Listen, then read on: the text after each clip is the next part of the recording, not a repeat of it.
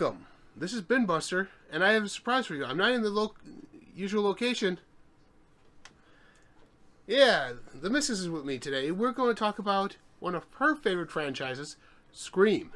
We just came back to watching from Scream 5, or as I like to call it, 5 Cream, because the S should have been the 5. But they even play a joke on that in there. As always, I'm going to give you my thoughts, my reactions, and my ratings for this. She'll either give you her thoughts, her ratings, and her reactions to this movie. We're going to do this non-spoiler. There's spoilers out there.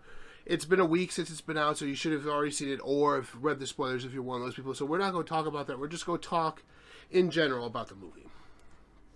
First of all, coming in, it's great what they did with the legacy characters. Right? You know, like Sydney, Dewey, the main characters. Gail, from the previous series, it's from the previous movies. It's actually a pretty good way that they do it. You see Dewey within maybe the first 10, 15 minutes, and then you don't see, like, Sydney doesn't show up till the first half an hour of the movie. So it's like, oh, okay, I like the fact that you have these core group of characters, new characters, that you're investing in before they bring in the legacy characters. So, the other thing I liked about this movie is, yeah, it was kind of predictable at times. I leaned over to her, I'm like, yeah, this one's a killer and this one's a killer. I'm not going to spoil who they are, who this one is. Even if it was 2, maybe it was 3, maybe it was 1. I'm like, it could be one of these 2 people. Just because of the way they were acting and different tropes that are thrown out there in the movie as well. This movie is kind of meta on itself, wouldn't you say? Mm-hmm. Like how they would talk about other films, like they pay homage to the other stab movies in here, but Scream, Psycho. They actually have a scene from Psycho, kind of a scene from Psycho in here. Or they do a bunch of other stuff like that. Played on Michael Myers. Yes, they played on. They mentioned how Laurie is the legacy character in the Halloween franchise, which we all know. Jamie Lee Curtis is the legacy character or legacy actress in that franchise. Another thing they were talking about in there is how it's a requel. I kind of saw that in this movie, where it's not necessarily a reboot and not necessarily a sequel, but it kind of pays homage to the original, but also kind of sets the tone for something new, like the fact that Ghostface. Can I see that for a second?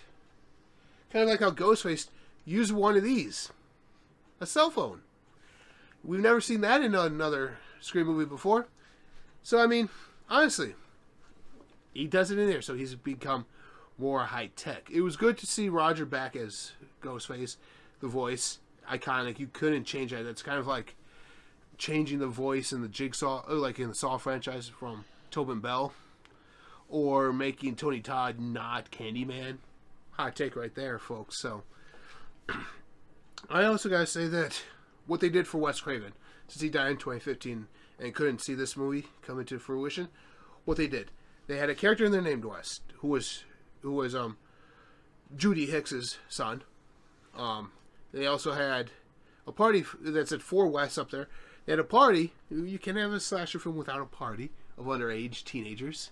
So, and then the third thing they had was for Wes at the end, right before the title crawl. Very great homage to one of the greats of horror, the king of horror, the master of horror, as they call him, because of this, and Freddy. You have anything to say? Here I am talking for about 4 minutes. Babe, you have anything else to say?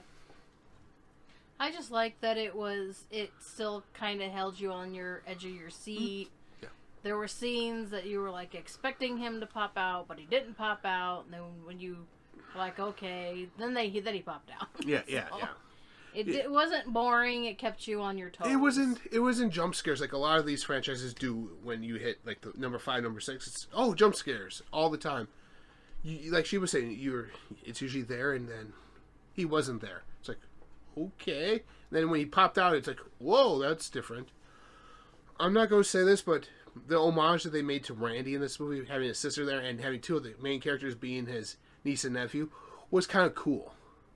Yeah, I thought so. Because I'm like, you can't really have a Scream without Randy. No. You can't. He was kind of like the glue behind the series. He was. He was their friend that no matter whoever you were, he was a friend to everyone, and he kind of held everyone together. So, what would you give this movie on a rating from 1 to 5? Or 0 to 5, I'm sorry. 4. You'll give it a 4? I mean, I would... I would give it a solid 4 as well. It's a good movie. Great 5th installment. Great number 1 installment because they called it Scream, and they, like I said, they played a joke in there about where Stab 8, they go, you might as well just call it, instead of Stab 8, you might as well just call it Stab, and redo their entire franchise that way. They even played that in there. I'm not going to spoil who the killer is, but that reveal was kind of cool, and where it happens is kind of cool as well. There's some other legacy characters in there that I'm not going to mention who they are. You just have to keep your eyes open and watch for them.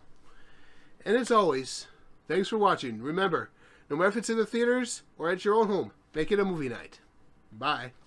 And if you already have the Scream series, it's definitely worthy to add to it. Yes, and worthy to watch before you see these. So until next time, bye guys.